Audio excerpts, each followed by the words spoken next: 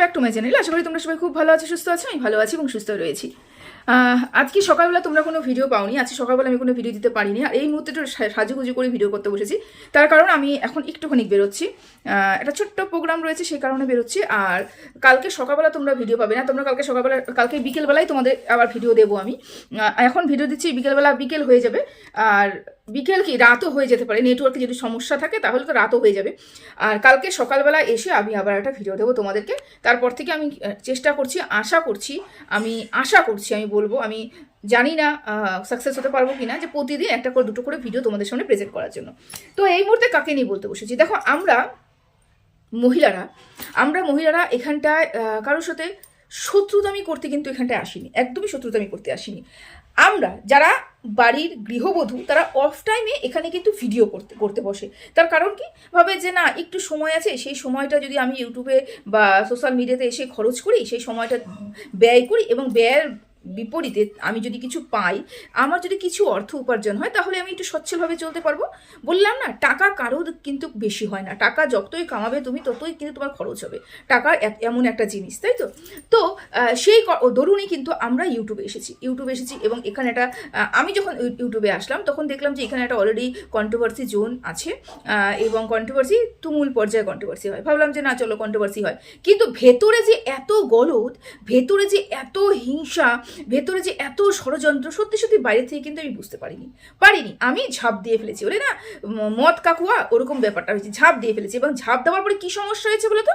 সমস্যা একটাই হচ্ছে যে না বেরোতে পারছি, না থাকতে পারছি, ঠিকঠাক করে থাকতে পারছি না, আর না ঠিকঠাক করে বেরোতে পারছি। মানে যদি আমি ভিডিও না দিই, আমি যদি কর্মব্যস্ততার মধ্যে থাকি, ভিডিওটা যদি আমার না আসে, তারপরেও মনের ভেতরে এটা মানে দহরম চলতে থাকে, কখন একটু সময় বের করবো একটা ভিডিও দেবো, কখন একটু সময় বের করবো আমি একটা ভিডিও দেবো।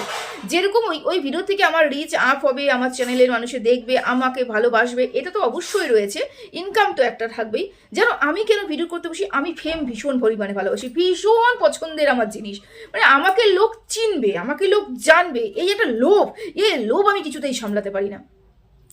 এই যে আমি ভিডিও করার পরে তো ধরুন আমাকে যে 100টা লোক চিনেছে, আমার তো গড়পড়তে 100 লোক আমাকে দেখে, আমার যদি 100টা লোকও আমাকে চেনে, আমার সত্যি আমার কাছে বিশাল বড় পাওনা। আমি এই 100টা লোকের জন্যই হয়তো ভিডিওটা করতে আসি। লোক আমাকে চিনছে, আমাকে জানছে। আমি ঘরের মধ্যে আবদ্ধ থাকলে পরে কিন্তু আমাকে লোক চিনতো না, জানতো না। আমি এখন সোশ্যাল মিডিয়াতে এসে তোমাদেরকে ভিডিও পরিবেশন করছি, একদমই খারাপ ওয়েতে নয়। খারাপ ওয়েতে আমি কোনোদিনও কারোর কাছে চেনা পরিচিতি বাড়াতে চাইনি। অবশ্যই আমি যেরকম পরিবেশে থাকি সেই পরিবেশের কথাই বলছি। এই 100টা লোক আমাকে জেনেছে, এটাই আমার কাছে অনেক বড় পাওনা। এই লোভেই কিন্তু আমি প্রতিদিন আসি এবং তোমাদের কমেন্ট পড়ার জন্য প্রতিদিন আসি। আমার চ্যানেলের রিচ একদম ডাউন হয়ে গেছে। আমি রিকোয়েস্ট করব তোমাদেরকে যে তোমরা একটু কমেন্ট করো, একটু লাইক করো, আর যদি যারা আমাকে দেখছো এখনো পর্যন্ত সাবস্ক্রাইব করে রাখোনি, তারা প্লিজ একটু সাবস্ক্রাইব করো। কারণ আমার কারণেই আমার চ্যানেলটা ডুবে গেছে, রিচ ডাউন হয়ে গেছে। আমি জানি আমি খাটাখাটনি করলে পরে রিচ আমি আপ করবই করব। এই দৃঢ় মানসিকতা কিন্তু আমার রয়েছে, আত্মবিশ্বাস আমার রয়েছে। যাই হোক, ওই কথা বলতে বসলাম না, আজকে বলতে বসেছি মারিয়া ভার্সেস শু একটা গৃহবধূ, মারিও একজন গৃহবধূ এখন আপাতত। শু একজন ব্লগার প্লাস কন্ট্রোভার্সি ক্রিয়েটার, মারিয়াও হচ্ছে ব্লগার, তাই তো। তার মানে আমরা বলতে পারি যে দুজন একই রাস্তায় পথিক, একই রকমের কাজ করে। শু কন্ট্রোভার্সিটা করে এবং মারিয়ার ব্লগিং করে, তাই তো। যদি কন্ট্রোভার্সি ক্রিয়েটার তো ব্লগার দেখি আমি, তাহলে একে অপরে হচ্ছে দাও মাছের সম্পর্ক হয়। কন্ট্রোভার্সি ক্রিয়েটার তো ব্লগারের না ভালো সম্পর্ক খুব কম দেখা যায়, যেখানে স্বার্থ থাকে যে আমি ওর ফেস ভ্যালুটা ইউজ করবো, তারাই কিন্তু শুধুমাত্র ব্লগারের সাথে এত ভালো সম্পর্ক নিভাতে পারে, বুঝতে হচ্ছে। বাকিটুকু কিন্তু দাও মাছের সম্পর্ক হয়। তার কারণ কি, কন্ট্রোভার্সি ক্রিয়েটাররা যখনই কোনো অন্যায় দেখবে, অপরাধ দেখবে, কোনো কিছু দেখবে যে না এটা একটু বেশি হয়ে যাচ্ছে, এটা বেশি ন্যাকামো হয়ে যাচ্ছে, এটা নিয়ে একটু প্রতিবাদ করতে হবে, তখনই কিন্তু ব্লগারদের সহ্য হয় না। কন্ট্রোভার্সি ক্রিয়েটারদের কিন্তু এই জন্য মানুষ সহ্য করতে পারে না, কারণ কন্ট্রোভার্সি ক্রিয়েটাররা যা দেখবে তা নিয়ে আলোচনা করবে, তাই তো। আচ্ছা, ভালো কথা। এই যে শু দীর্ঘদিন ধরে মারিয়ার পিছনে পড়ে রয়েছে বিনা কারণে। মারিয়া এমন আহামরি কোনো কন্টেন্ট দিচ্ছে না যে মারিয়াকে নিয়ে বলতেই হবে, না বললে হবে না। এত বড় একটা ভুল করে ফেলেছে মারিয়া। প্রতিদিন মারিয়া তার চ্যানেলে প্রচুর ভুল করছে, প্রচুর অন্যায় করছে, যেগুলো প্রতিবাদ আমাকে করতে হবে, না হলে সোশ্যাল মিডিয়াতে খারাপ বার্তা প্রদান করবে মারিয়া। এরকম একটা এরকম যদি মারিয়া কিছু করতো, এরকম যদি আমরা ভাবতাম তাহলে ঠিক ছিল।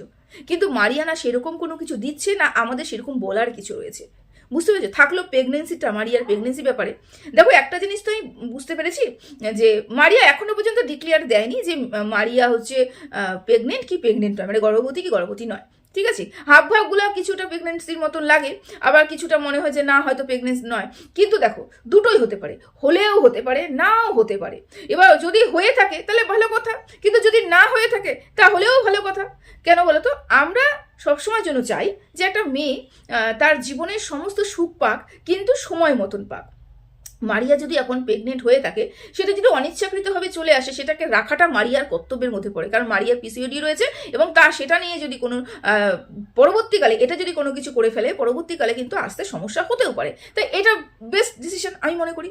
কিন্তু যদি না হয়ে থাকে তাহলে মারিয়া মানে একটু প্লটিং করে নেওয়াটাই বেটার, কারণ একটু মাটিটা একটু শক্ত হবে, তারপরে একটু নিজের ইয়ে করবে আর কি, মানে নিজের সবল হবে আর কি। দেখো একটা বাচ্চা চলে আসলে পর সেটা কিছু করার নেই, কিন্তু একটা বাচ্চা নেওয়ার পরিকল্পনা যদি আমাদের থেকে থাকে, তাহলে সব কিছু চিন্তা ভাবনা করে কিন্তু পরিকল্পনা করে কিন্তু বাচ্চাটা নিতে হয় আমাদের, এটা জানি আমরা।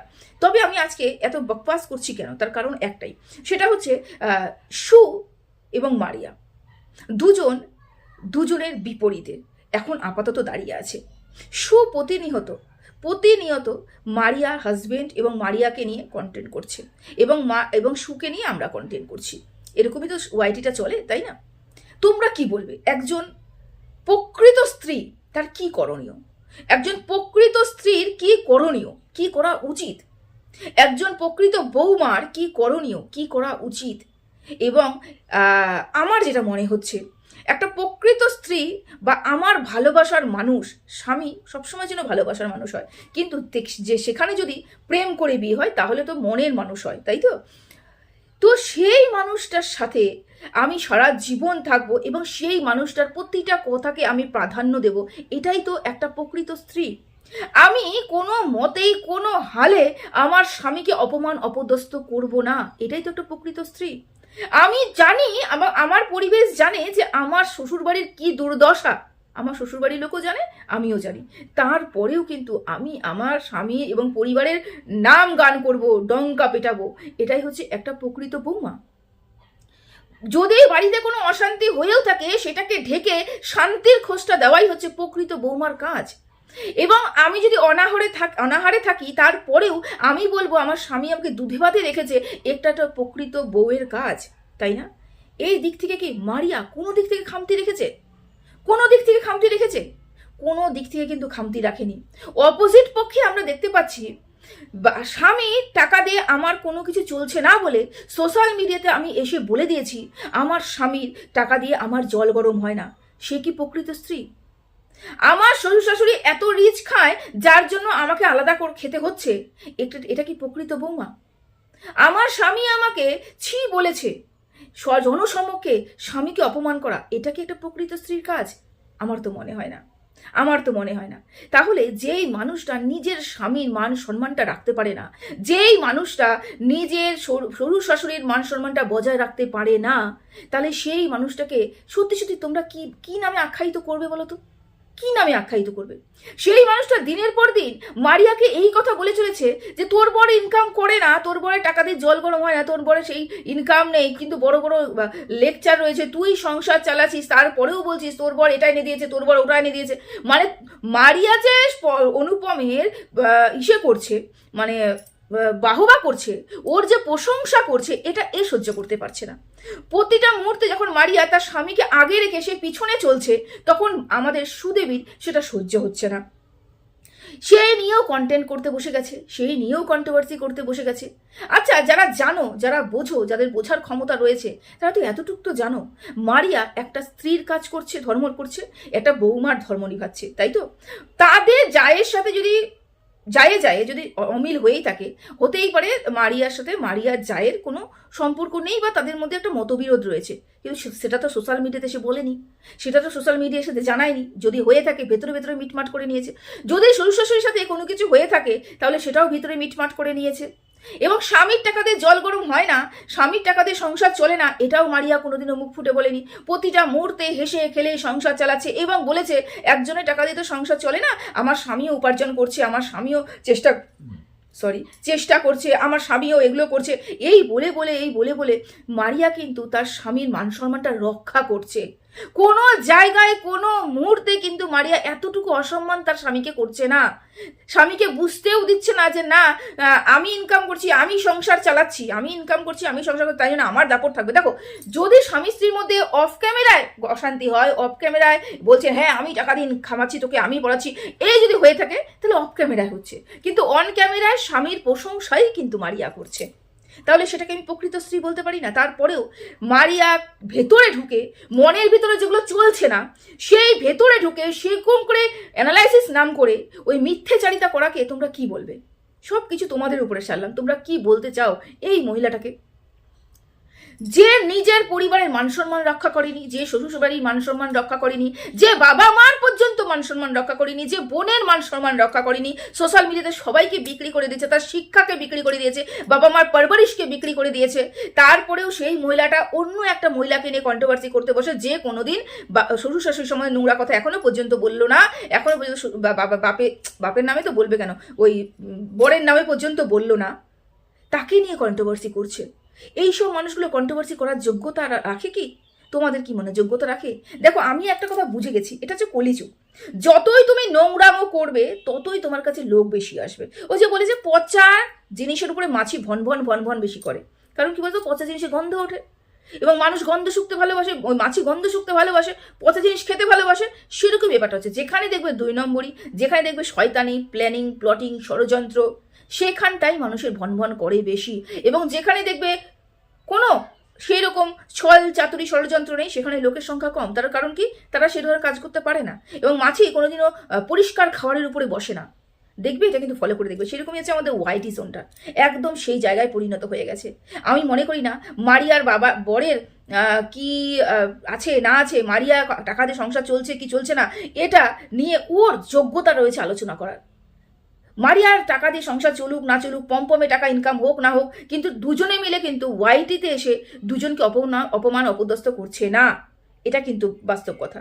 আর থাকলে হচ্ছে ওর কথা, ও তো পুরো সোশ্যাল মিডিয়াতে সব কিছু বিক্রি করে দিয়েছে। তাহলে আমি যদি বলি শু ভার্সেস মারিয়া, তাহলে কিন্তু এখানে মারিয়াকেই সেরা পদক দেওয়া যেতে পারে, যেই পদক থাকবে কিসের ভিত্তির উপরে? সেরা বৌমা, বা বলতে পারো সেরা বউ, বা বাড়ির মান সম্মান রক্ষার্থে মারিয়া যথেষ্ট সহনশীলতা আমি দেখতে পাচ্ছি, যথেষ্ট তার মধ্যে দেখতে পাচ্ছি সহ্য শক্তি। কারণ প্রচুর মানুষ ওকে নেগেটিভ কমেন্ট করেছে, কি একটা হাবাতে ঘরে বিয়ে করেছো, কি একটা চাল নেই চুলো নেই ঘরে বিয়ে করেছো, কি একটা ঘরে তুমি ছেলেকে পছন্দ করলে, একটা ঘর পর্যন্ত ঠিকঠাক নেই, ওটা ঘর না, ওটা গোয়াল ঘর, ওটা রান্নাঘর না শোয়ার ঘর, আমরা কিছুই বলতে পারছি না। সব কিছু মারিয়া সহ্য করে গেছে। স্বামীর সংসারে যেরকমই থাক, সেটা কিন্তু কোনো স্ত্রী সহ্য করতে পারবে না। যদি স্ত্রী সত্যি সত্যি স্বামীকে ভালোবেসে থাকে না, স্বামীর কিন্তু অসম্মান সহ্য করতে পারবে না। যে অসম্মান করবে, সোশ্যাল মিডিয়াতে এসে জনসমক্ষে অসম্মান করবে, সে স্বামীকে ভালোবাসে না। আমরা যারা স্বামীকে ভালোবাসি তারা কোনোদিনও চাইবো না আমার স্বামীকে সবাই মিলে ছিঁড়ে খাক, অসম্মান করুক, অপদস্থ করুক, নোংরা কথা বলুক। কিন্তু দেখো, সু কিন্তু ছেড়ে দিয়েছে স্বামীকে অপমান করার জন্য, অপদস্থ করার জন্য সোশ্যাল মিডিয়াতে। তারপরেও যে ভালোবাসা দেখতে পাচ্ছি, যে রিলসগুলো দেখতে পাচ্ছি, সত্যি কি সেগুলো মেনে নেওয়া যায়, গ্রহণযোগ্য? আমার তো মনে হয় না। এবার তোমরাই রিসার্চ করবে যে মারিয়া ভার্সেস যে সু, তাহলে এখানে আমি যে মারিয়াকে পদকটা দিয়েছি সেটা সঠিক হলো না বেঠিক হলো, এটা কিন্তু অবশ্যই জানাবে। ঠিক আছে, চলো এখানটায় রাখলাম। সবাই ভালো থেকো, সুস্থ থেকো, টাটা।